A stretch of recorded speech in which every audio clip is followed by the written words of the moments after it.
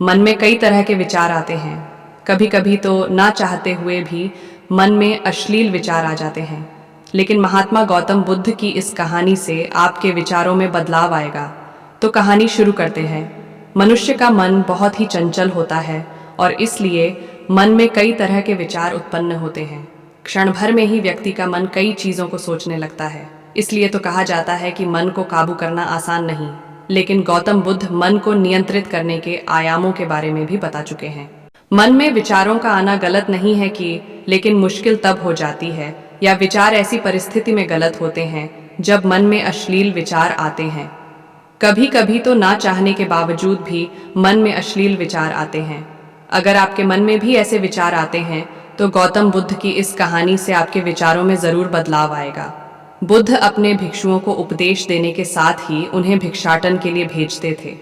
एक बार उन्होंने अपने भिक्षु भरत को भिक्षा लेने के लिए एक श्राविका के घर भेजा। भरत पूरे रास्ते मन में यह सोचते हुए श्राविका के पास गया कि आखिर आज भिक्षा में क्या भोजन खाने को मिलेगा, क्योंकि भरत चंद्रुवंश के राजकुमार थे और बुद्ध के सानिध्य भिक्षु के रूप में दीक्षित हुए थे। हमेशा भरत को महल में खाने के लिए स्वादिष्ट पकवान मिलते थे, लेकिन आज भिक्षा के रूप में उसे जो भी मिलेगा संतुष्ट होना पड़ेगा। श्राविका के घर पहुंचकर भरत ने भिक्षा मांगी।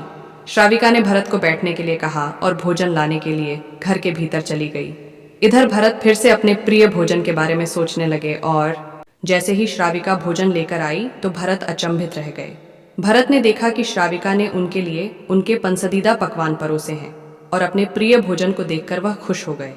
भोजन ग्रहण करते हुए भी भरत सोच रहे थे कि महल में तो उन्हें भोजन के बाद विश्राम करने की आदत है, लेकिन आज उन्हें भोजन के बाद वापस तेज धूप में चलकर आश्रम जाना होगा। लेकिन भोजन के बाद श्राविका ने भरत को कुछ समय के लिए विश्राम करने का आग्रह किया। भरत फिर से खुश हुए कि आखिर आज उनके मन की सारी इच्छाएं कैसी पूरी हो रही हैं। इसके बाद भरत कुछ देर विश्राम करने लगे, लेकिन विश्राम करते हुए भी लेटे लेटे वह सोचने लगे कि आज तो मुझे भोजन के बाद विश्राम करने को मिल गया, लेकिन ऐसा रोज रोज नहीं होगा। जब भरत विश्राम के बाद उठे तो श्राविका ने कहा कि आप जब तक चाहे यहाँ ठहर सकते हैं। भरत अब समझ गए कि ये कोई संयोग नहीं हो सकता। उन्होंने श्राविका से कहा कि मुझे क्षमा कीजिए, क्या आप मेरा मन पढ़ सकती हैं? श्राविका ने हाँ में उत्तर दिया और कहा कि हाँ, मैं मन पढ़ सकती हूँ। शुरू में यह कठिन था, लेकिन फिर मैंने स्वयं के मन विचारों को देखना शुरू किया। पहले मेरे विचारों की संख्या अनगिनत हुआ करती थी। इसके बाद मैंने विचारों पर ध्यान केंद्रित किया, बिना पक्ष विपक्ष के अपने विचारों को देखने लगी। इस तरह से धीरे धीरे मेरे मन में विचारों की संख्या कम होती गई और सारे व्यर्थ विचार दूर हो गए।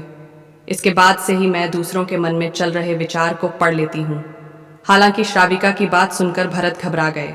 इसके बाद भरत ने श्राविका से आज्ञा ली और आश्रम के लिए निकल पड़े। रास्ते में भी भरत फिर से मन में आए विचारों का स्मरण करने लगे कि श्राविका के बारे में उसके मन में अश्लील विचार भी आए थे। श्राविका ने उसे भी जान लिया होगा, वह मेरे बारे में क्या सोचती होगी। भरत खुद को लज्जित महसूस कर रहे थे। भरत ने आश्रम पहुंचकर गौतम बुद्ध से कहा कि अब मैं कभी भिक्षाटन के लिए नहीं जाऊंगा। बुद्ध ने भरत को पास बुलाया और कहा कि क्या हुआ है, तुम मुझे सारी व्यथा बताओ। भरत ने सारी बातें बुद्ध को बताई।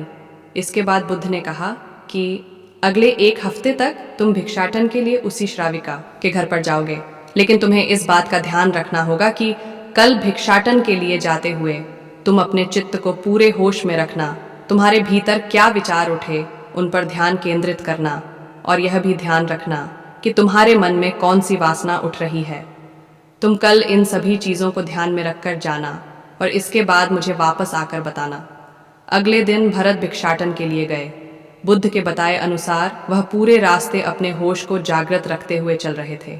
जब श्राविका का घर आया तो भरत ने भिक्षा मांगी। उसके भीतर कोई वासना नहीं थी और ना ही कोई विचार उत्पन्न हो रहे थे, क्योंकि उसने अपने मन को पूरी तरह जागृत रखा था। भरत ने भिक्षा ली और आश्रम चला गया। भरत ने बुद्ध को प्रणाम किया और कहा कि आज उसे जिस आनंद की अनुभूति हुई वह पहले कभी नहीं हुई। तो इस कहानी से हमें यह शिक्षा मिलती है कि हमें अपने मन को जागृत करना चाहिए।